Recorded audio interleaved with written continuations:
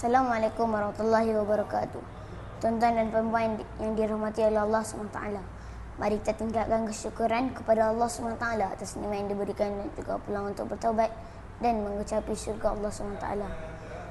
Tidak dilupakan juga untuk sentiasa berselawat kepada junjungan Nabi Muhammad SAW. Nabi Muhammad SAW merupakan insan yang mempunyai akhlak yang terpuji dan disanjungi. Ketika zaman Nabi Muhammad SAW, umatnya memeluk Islam dengan terkesan pada hati apabila melihat akhlak baginda SAW. Akhlak ialah satu sifat yang tertanam dalam jiwa yang daripadanya timbul perbuatan-perbuatan yang mudah tanpa memerlukan pertimbangan terlebih dahulu. Ini pada masa kini, ibu bapa perlu memainkan peranan yang sangat-sangat penting dalam membentuk akhlak yang mantap pada anak-anak. Bab pepatah Melayu, melentur buluh biarlah dia rebungnya. Salah satu wasiat Nabi Muhammad SAW, jangan kamu mengelak daripada merontani anak sebagai amaran supaya mereka berakhlak baik. Jangan mengelak daripada merontani anak bermaksud jika anak-anak tidak dirotan, mereka akan melakukan perbuatan mengikut sesuka hati tanpa berasa risau walau sedikit pun. Ini kerana tiada sesiapa yang memberi teguran dan tidak perlu memukul mereka. Sedangkan sekali-sekala mereka perlu dipukul sekadar yang dibenarkan di dalam hukum syarak. Jika tidak dipukul, biasanya mereka kurang terdidik.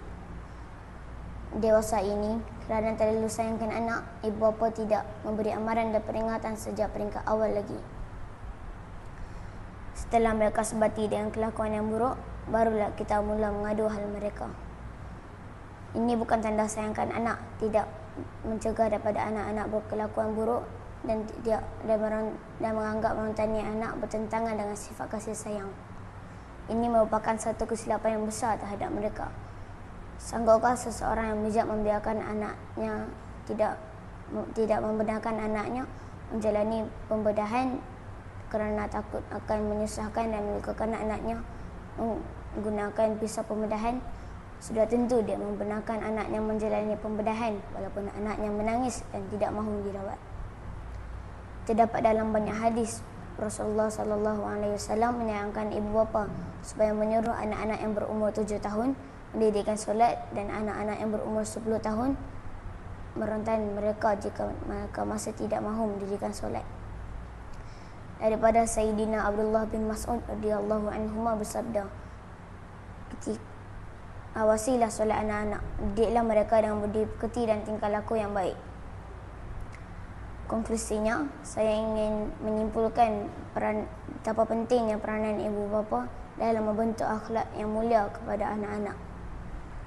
Semoga Allah memberikan kita taufik dan hidayah dalam meneruskan perjalanan dan meneruskan kehidupan yang sementara di dunia ini. Wallahu a'lam. Assalamualaikum warahmatullahi wabarakatuh.